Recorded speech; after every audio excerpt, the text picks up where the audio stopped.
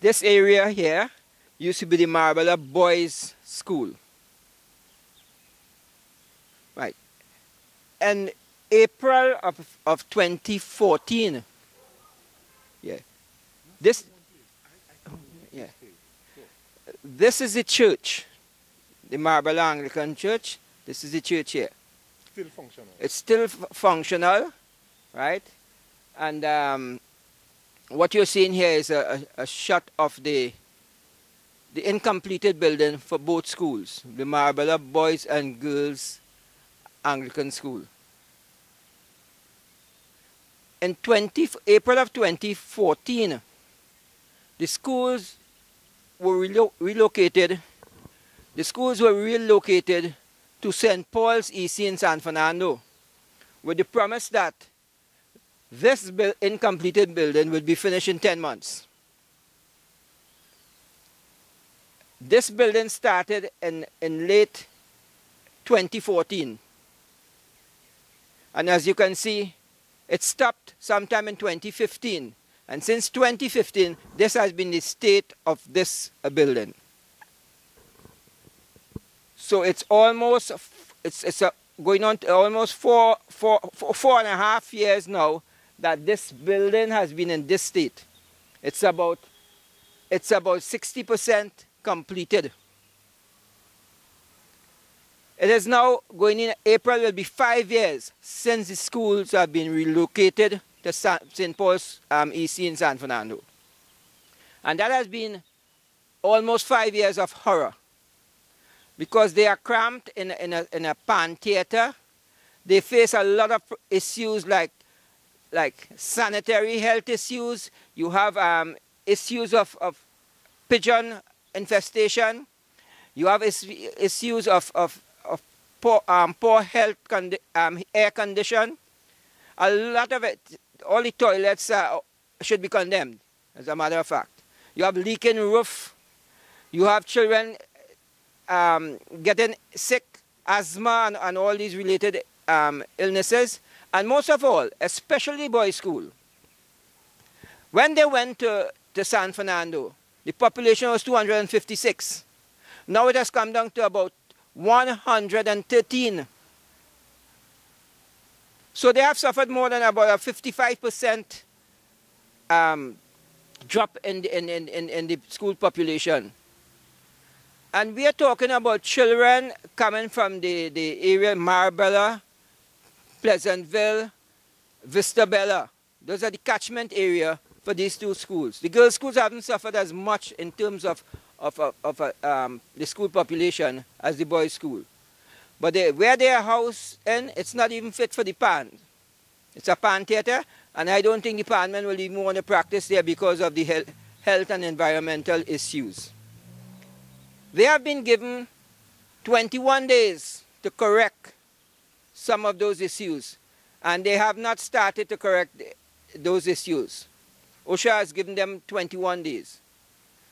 The ministry promised last year to fix the toilets. Those toilets have not been fixed. You have issues with teachers getting sick because of the environmental issues. How long are we going to take it again? We have staged silent protests. We have done what we could have done. What do they want us to do? Hold barbecue to complete the show? We're not going to be holding any barbecue to complete no school. Right? We have two representatives. We have the representative, Mr. Al Rawi in the west, and you have Mr. Mitchell in San Fernando East. Right? The school falls direct into these areas. Right? We want them to take a more hands-on approach. We have been told through the grapevine that this school has now been added to the 20 schools that are on the priority list to be completed. But it was going to take about 3 years. We are saying today, and I hope that they take us seriously, we are saying by September, the new academic year of 2020, right, these children must be back in this school. They must complete it. They have 7 months to complete the school. February, March, April, May, June, July, August, 7 months. So that this new academic year in September, children must be back in Marabella. And they talk about why crime rate is so high. This is one of the reasons why the crime rate is so high, especially in this area. This area is called a hotspot area. And it impacts on not only education, it impacts on the health ministry, the national security ministry also. So we are making a plea. We are saying that the oil refinery was closed down, and I'm holding the Prime Minister to his word. He said the monies that they're going to be saving from the oil refinery, they're going to be plowing that money into issues of education, health, and otherwise. So if you're saving money there, at least you have created a problem for us in Marabella. But if you're saving money there, please finish this school. And it's not only this school, you know. I'm making a plea for the 22 schools that you have listed, right? Because I'm making a plea on behalf of children throughout this country. The 22 schools that you have listed as priority schools to be completed, please complete them before you start anything else. Complete them. Thank you very much. Under which administration did the project start? This school started under the UNC administration. And I don't want to go too much in the politics, but this school was started, right? The building was started in 2014 with the hope that it would have been completed in 2015 because they said in 10 months. And that 10 months stretched to 18 months. Now it's almost 5 years. And children are being taunted at St. Paul's and being called squatters because they have overstayed their welcome. And the Anglican board must take blame also because they are afraid to come out and speak. I shouldn't be here. It should be the Anglican board who should be here and talking about that. But like some people in the Anglican board, they're afraid to rock the boat, as they say.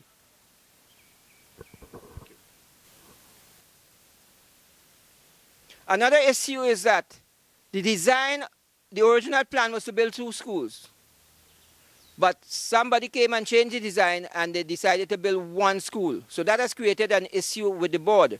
We are saying whether it's 1 school, 2 schools, or 5 schools, we want the children back here by September 2019.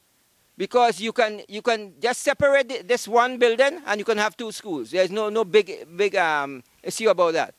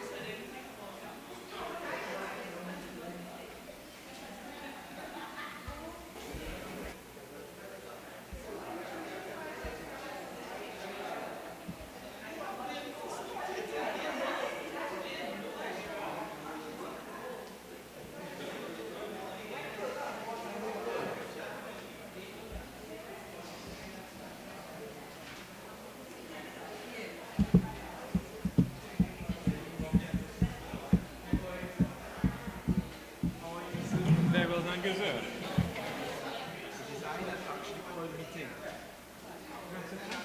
It can't happen unless you attend, so I have to thank you. Thank you very much, John.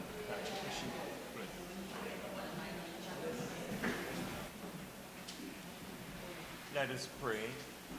Father in heaven, we thank you for the gift of this day, for the gift of life, and for the gift of this opportunity to come here to discuss the future of our school here at Marabella, to examine the challenges and to find a way through so that the school may be constructed, the parents of the children may be happy and satisfied.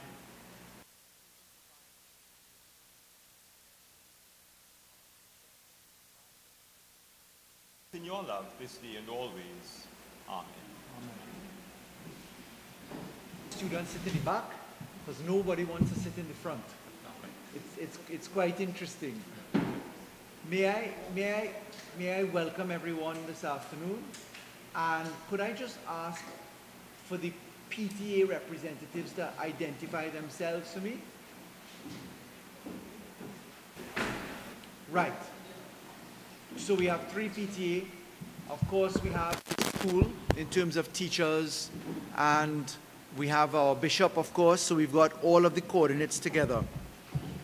I want to apologize for constantly being on the phone, running in and out.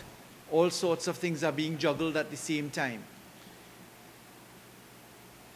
3, no, I should actually start.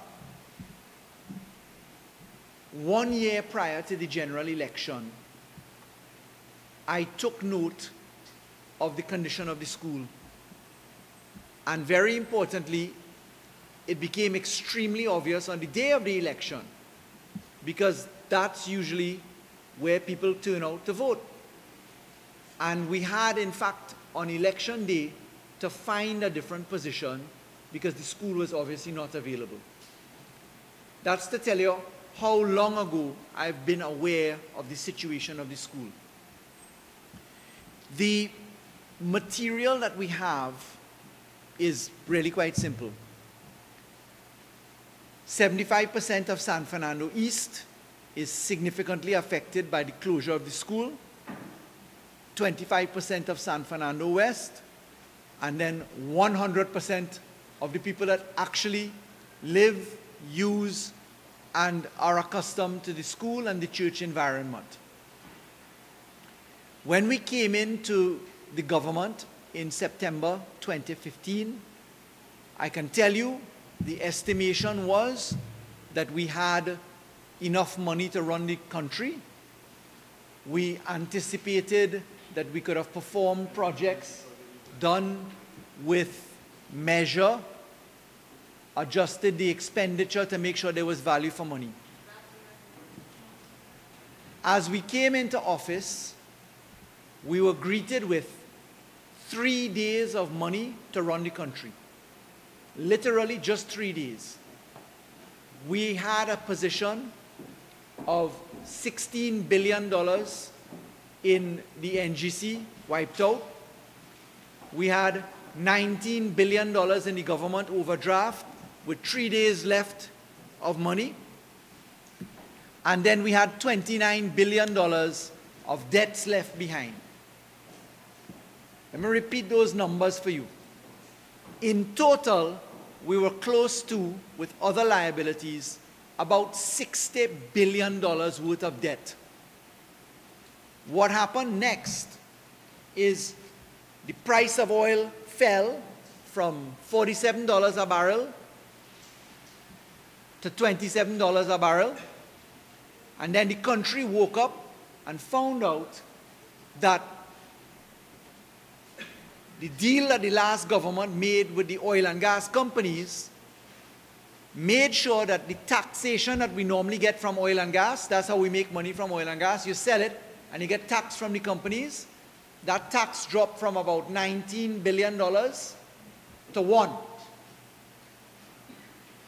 So picture this, $60 billion worth of debt, $1 billion worth of income, 3 days left to run the country. That's what we inherited. On top of that, the Education Facilities Company Limited, which builds the schools in Trinidad and Tobago, the EFCL was left exposed with roughly about $3.2 billion worth of debt that it had not paid to contractors. They allowed judgments to come against the company because they did not defend the company's work, and the government, no money, liability, unfinished projects. We had to prioritize and make sure that we paid the public servant salaries first. Teachers, doctors, policemen, firemen, army, public service, they got first. And then secondly, we had to go and renegotiate all the oil and gas deals and structures. We had to remove the taxation problem by going to tell the oil and gas companies what we were doing. And then I, as Attorney General, had to go and enter into suing people to obtain money back from contractors that had taken money. Started off by getting $1 billion from SIS, the same people that built the home for the Prime Minister then. They received billions of dollars worth of contract, and the day of the election, SIS packed up shop and moved to Panama. Just letting you know, there's no extradition treaty between Trinidad and Tobago and Panama. So I kind of asked the question whether it's coincidental that he moved to Panama. Let's get down now to this school. It's taken me 3 years to get the debts managed. As we were speaking today, whilst I was visiting the school where it is presently, on Harris Street at Ruth Avenue, I was dealing with the Minister of Finance to ensure that the contractor is being paid to restart the works. And as Attorney General, I went and borrowed $400 million to get the payments done. And as the MP for San Fernando West, I have been living in EFCL and Ministry of Education life. Because I'm being videotaped, I can't say what I want to say, where I was living. But I have been living in exactly where I should be living, behind people. And I, with the support of the Minister of Education, I got our project included in as one of 22 priority projects. You have all kind of people vexed because our project has been put in priority to other people's projects. But knowing that 1 year before the election started, I was looking at that school. On election day, I was at that location. And for 3 years after, I've been scrimping and pulling and getting the payback of monies. I made sure that our school was in the 22 projects that are priority projects. The payments are being made today. So for those of you who think that the interaction with the media last week was the reason why we are here today, you're now catching up. This project started years ago. We could go and burn tire outside right now. Nothing will change the fact that you have to have the money to pay for the project. All of us would love to drive a better car or live in a better home and have more spare change in our pockets, but it doesn't happen just like that. We have to do things to put it into place. The teachers in this room will know that sometimes they get paid late. December came, we had some issues in making sure everybody was paid on time. So we have been juggling as best as we can. I can tell you that we are ready for the move of this school, and I want to tell you that it is an order of urgent priority to be completed. The good news is we're in the dry season, and this government intends to make the most of the dry season. We do not intend to be built in school in the wet season. In other words, we intend to complete this immediately. What I ask you to do is to take note, thanks to some excellent parents, and thanks to Miss Joseph today, I went to my neighbor, because I grew up on Ruth Avenue, literally watching the school. I went to my neighbor and I saw for myself some of the issues at the school. I'll put it plainly, the issues at the school are not that bad. Structurally, they're not that bad. Compared to what's going on in the rest of Trinidad and Tobago, it looks like paradise. What concerns me, however, is the societal issue in the school. The way our children are treated, state and condition of their playtime, the names that they are called, what they are told. I asked Miss Joseph today whether she was aware that apartheid apparently still exists. For those of you who don't know what apartheid is, you remember the days in South Africa under J.W. Botha, and people who lived in Pretoria had a different life from Nelson Mandela? Well, we live in it in a different location right now. And I want to give a public compliment to Miss Joseph and her teachers and the PTA for living through what they have been living through. By way of solution, the MTS is coming down to the school immediately. We'll attend to the works. I've arranged for that to happen. And importantly, the bathroom facilities and some of the other things there, we're going to treat with those issues.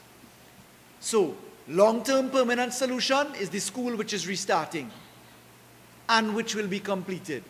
Short-term solution, state and condition, more so psychologically and socially as to what our children are managing and what our parents are managing. Obviously, I know how long it takes for the bulk of our people to move from Marabella to San Fernando proper. It's lost time in traffic both ways. School is delayed. It's inconvenient for the young men who go to school, for the boys who go to school. Boys are made to run and play. You get their best attention after they've had some physical exertion. For them to not have yard time and play time is counterproductive to education. So I want to let you know that I am very aware of this situation, but more particularly, I'm not coming to tell you, well, I will see what I could do. I'm telling you what is going to be done and what is happening right now. I had arranged the payments in the month of November last year. The list that was generated was done in December last year.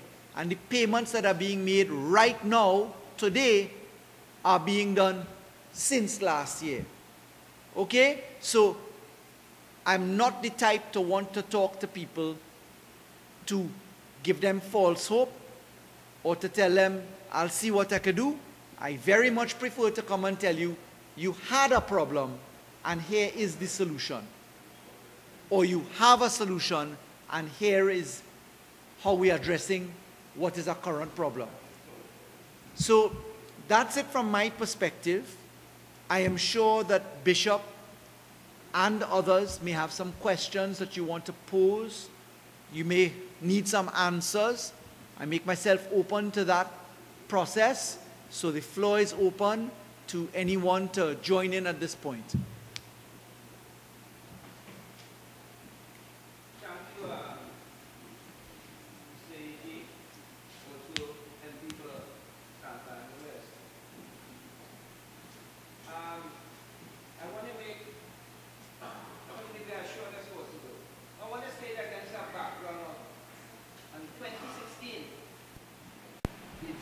Minister of Education at the Marabella Boys and Girls Anglican School graduation function. He made a statement. He said, politicians lie. As a matter, and I'm quoting, as a matter of fact, we all politicians lie. And it's against that background, I'm going to say what Mr. A.G., you said that you were aware of this situation at the Marabella Boys and Girls Anglican School in 2015, right? Actually 2014. 2014. Let me take you back to 2012.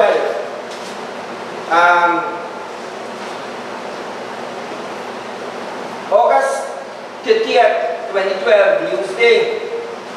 The headline is, Marabella Anglican Private School is in need of repair. I staged a one-man protest. I brought in the press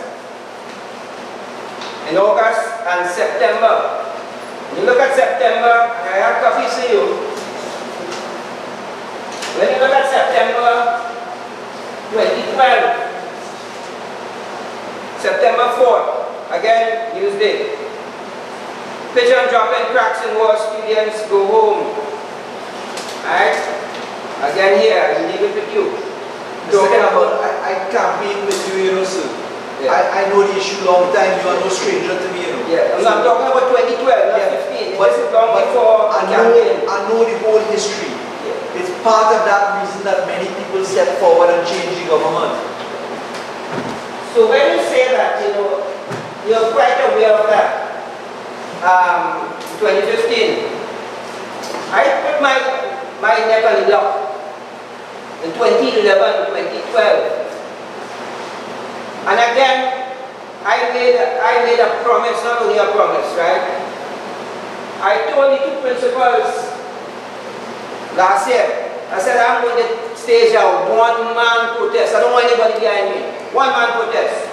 Because I feel guilty as a person that pushed the knobs to get the school broken down and the removal from Marabella. I'm very guilty about it. You know why I feel guilty? It is because it's almost 6 years, I think, no, 5 years. 5 years that they're still down there. And I feel guilty about it. And the school, as you have seen it, I'm glad you saw the problem and you saw the solution. And that problem that exists, that school started construction late 2014 and it stopped about 6 or 7 months thereafter, into 2015. So what you saw there would have taken about 7 months to reach where it is. Now, in the meantime, what has happened? And I'm talking that because I do not want to put the principals at their risk because the Education Act said they can't talk. Alright, so I want to talk for them. I put myself at risk. Principal got sick, children got sick, you had all sort of things. Drop-ins here, drop-ins there, all kind of fancy drop-ins all over the place. They're still there. They're still there. And if you don't see 20 parents here, it is because I took the responsibility. As a matter of fact, I take responsibility for 5 schools.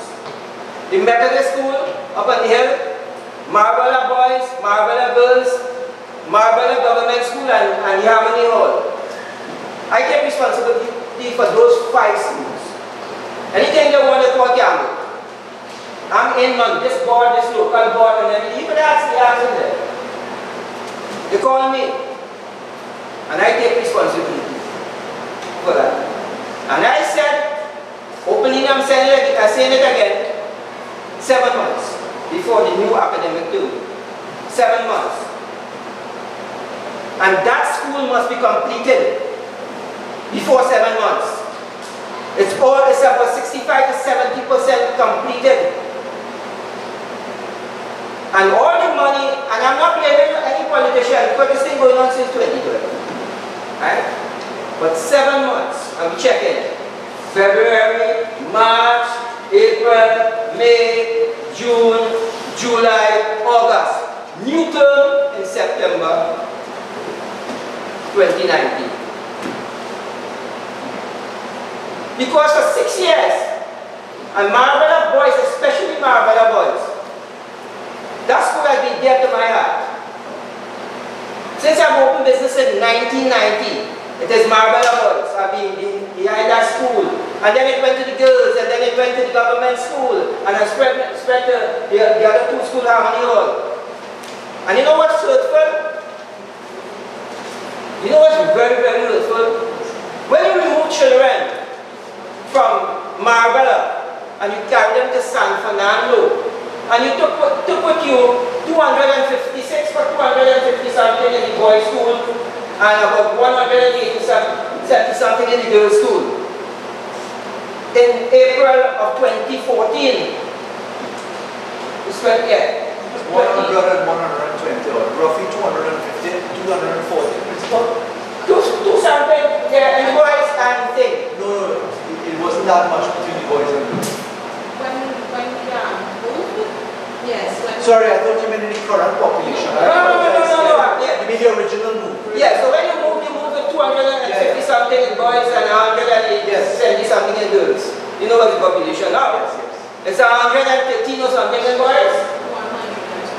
120 in boys and 104 in girls. Yeah. Right? And I'm telling you what affected. So I ran classes for 6 years. And at one point in time in the last year, I didn't have a girl from the girls' school and a boy from girls' school attending classes here. 3 classes. Right? And when I saw that was going on, I formed a football academy. I got a long list from the girls' school, I got a list from the boys' school, and the other 3 schools in the thing. So that football academy is ongoing. I don't have a boy from the boys' school. I don't have a girl from the girls' school. I think I had 2 children, and I think they dropped off. And it hurt me. It hurts. Where those children went? Mr. Campbell, yeah. Can I tell you that whilst I deeply appreciate the reflections, is it that you're trying to tell me, please hurry up and get everything finished? Right. So if that's what you're trying to tell me, I got that the minute you said it. But I am telling you that against the background of what the junior minister of education says. Right. So let me distinguish my position. Except it's my son. Let me distinguish my position. I am not from a family known to be liars. I was not raised to tell an untruth. And I am meticulous about making sure I get what I have to do done. So I will never associate myself with that sentiment. I don't know if it was said in joke or not, but I don't want to even be included in a story that resembles that. The principal of the boys' school and the principal of the girls' school, they were there when you stayed. I was there. I didn't tell me that I was there. No, what I'm saying, that's why I said I'm speaking for myself. Yeah, I understand. And I know he's a master of sarcasm, so I'm sure he would never reflect upon himself other than in a sarcastic way.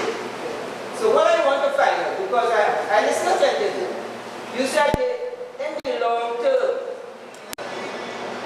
competition of the school, how long is it? My question is, how long is it long term? Let's just be simple, if I may suggest. The bottom line is the school have to finish. Who wants it finished? All of us. Secondly, Trinidad has a problem of analysis paralysis. People like to contemplate way down the line. I have found a very successful tool to getting things done. It's in the phrase, just start. So I want to start now. To start it, I have to get the money in the contractor's hand now. To get the contractor on the site, I needed to borrow the money now. All of that has been done. The dry season is now. The pace is a prefabricated construction technique that they're using, as we saw. That means that they have the ability to move rapidly. That's now. It'll move as fast as humanly possible because it's in nobody's interest to have a contract delayed. What was stopping the contract was all the bubble, corruption, and lack of money to do it. So, all the best will in the world to give me the understanding, which I appreciate, that it needs to be done urgently. I understand that. When I say long term, that is to distinguish the fact of getting MTS there on Monday morning. Short term is now. So we have a pigeon issue. We have some toilet issues. We have a play park issue. We have some electrical and circuitry issues. We have air conditioning, cleaning issues, to deal with the condition of our teachers, etc. That's now. That's MTS. When I say short term, that's now. I just want the school to restart. That's all. It will move as fast as it can because, well, what, all right, Mr. Campbell, listen, what is the winning lotto numbers this Saturday, sir? Give me the winning lotto numbers. You're a man of certainty. No, I can't give you, no. Let's be realistic. The simple question. I can't give you, Mr. Campbell, let's talk like two big men. I can't give you a date for completion. No, I don't want you to give me a precise date. What do you want? But because of the position the school is in, the building is in now, Right. I am saying within 7 months it can be completed and people the children can come there September. Great, 19. great, lovely. Are you with me on that? I'm not an engineer. I'm the Attorney General of Trinidad and Tobago. I have not done a condition study. I don't know what a mobilization time frame or bond issues are. I can't tell you things that I don't know. That's why I said that I'm distinguishing myself from that ridiculous statement that somebody else made about people being liars. All that I could tell you is the truth. The truth is, we needed the money to restart. It's been arranged. It is on the priority listing. It's been done. And it's in our best interest to do it fast.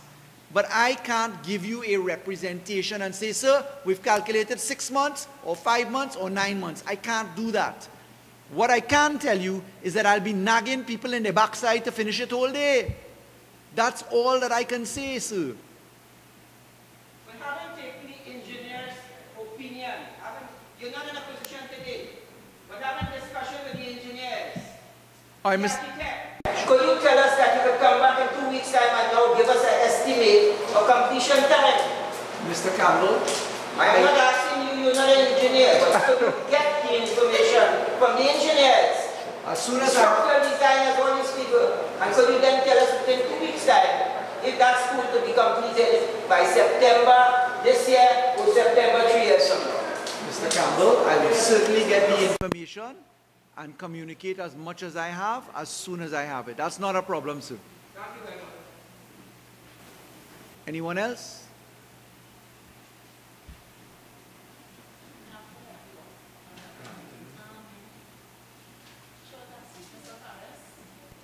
Children, we will have children, you have seen the conditions, children, parents, teachers.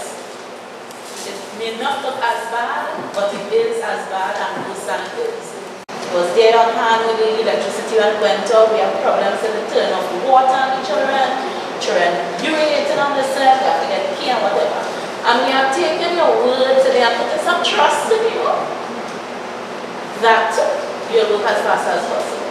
If it is possible, we can get it by September, as Mr. Campbell has asked. I'd love to get it by tomorrow if I could. We will appreciate it, but we are trusting and taking your word today, and we hope that the process goes as quickly as possible. For the sake of our children and the teachers, before we lose our teachers also. Just to let you know, actually there's some other people in the queue for another issue, and there'll be more coming. When I volunteered and asked people to consider me to come to be a representative for a constituency, I took a very solemn oath. The first one that I took is that I would never lie to someone, which is why I am very strident when people ask me to say something that I can't say. I'm not going to say it because I'm not going to lie. That's rule number one. So when people come to the office and they say, I need a house, and they pull out their letters and they show me generations of ministers' letters. They walk in with my mother letter, with Junior letter, with Errol Mahabir letter. I am somebody with a letter older than me that came to see me to show me where NHA tell them they're getting a house. And the one thing that I said, I will not pat you on the back and say, don't worry, I'm going to organize you here and give you a letter and you go and you're running up and down HEC, up and down, you get nothing. I'm not going to lie. That's one. Two, I made an oath that San Fernando had to crawl out of the place that it's in. Now, I want to say something and I want to compliment Mr. Campbell, the PTA, and the school itself. San Fernando is a very measured place. We don't burn tire, we don't protest, but we're very certain what we do on election day, which is why we've changed MPs every single year, every single election cycle. Sit down quietly, mark the spot, and we do what we have to do. That tells me the nature of the people we're dealing with. Reasonable, measured, thinking people. And that's why I'm proud to be a San Fernandian. That's where I was born, that's where I grew up. What I can tell you is that we have multiple other projects afoot, because apart from the school issue, the people that send in their children to the school have other issues. Employment is number one. Crime and security is number two. Underemployment is number three, because we have what we call the working poor. You're working, but you're poor. True or not true? San Fernando is a ghost town after 5 o'clock. You could stand up on Independence Avenue, Lady Hills Avenue, and wait for a car to come and bounce it down. Cars ain't passing. High Street, dead.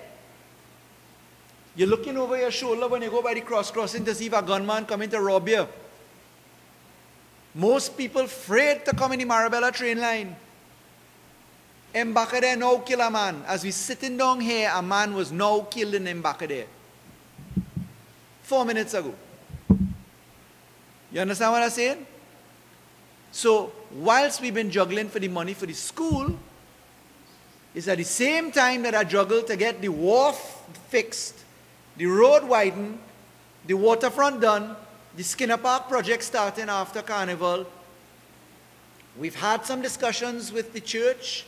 Hopefully there's a project that we can have there done.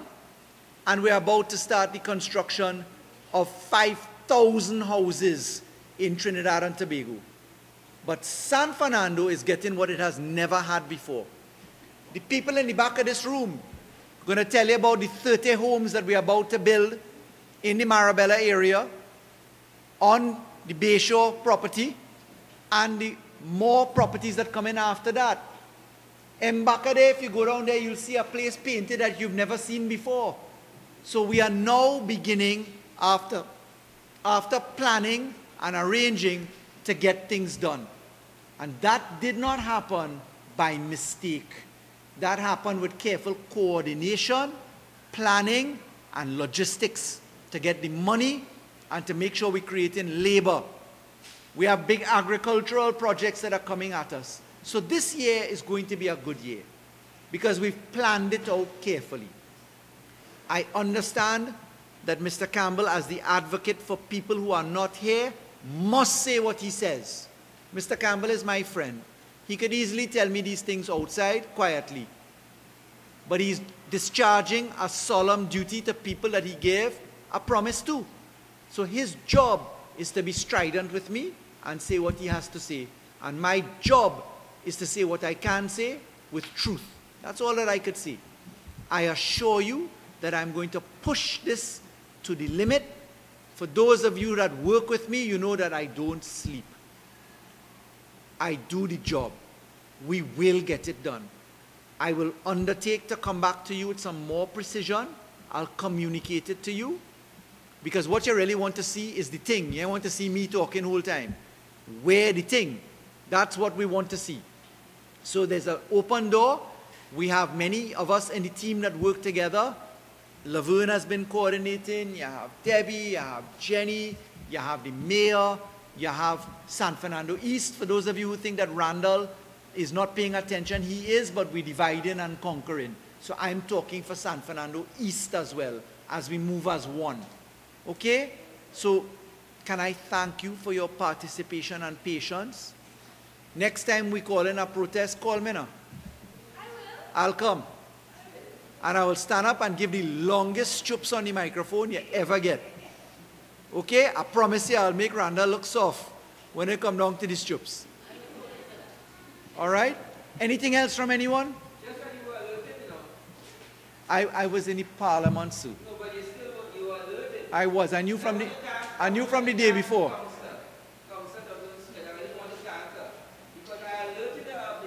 Thank you. Right? And she volunteers, she makes certain suggestions. Right? That I know that was kind of, that's why you're here, because I think she communicated with you. Right? And then she invited us to be. Thank you so much for coming. Thank you very much. And we are pre-coordinated Wednesday in any event. What really happened is that you independently and properly, because you didn't have the information, were doing what you should. It is good news to know that we have done everything that we have done already. But I'm really careful to talk too soon. I like to make sure that when I'm telling you something, you can rely upon it because it's guaranteed. And that's why I wanted to make sure that I had the positions clear. I had to step away from the principal 4 times this afternoon to get on the phone, to talk to the Minister of Finance, to make sure these things kicked in. It is for all the 22 projects, not just ours. So I have the job to coordinate all of the 22. Okay, so may I wish you a good afternoon. Thanks for having the young Nicholases walk with me to see the school today. Appreciate it, Mom. And Miss Joseph, you know where to call. I'm waiting for my OSHA report, please. Thank you. I will take that from you. I see we have somebody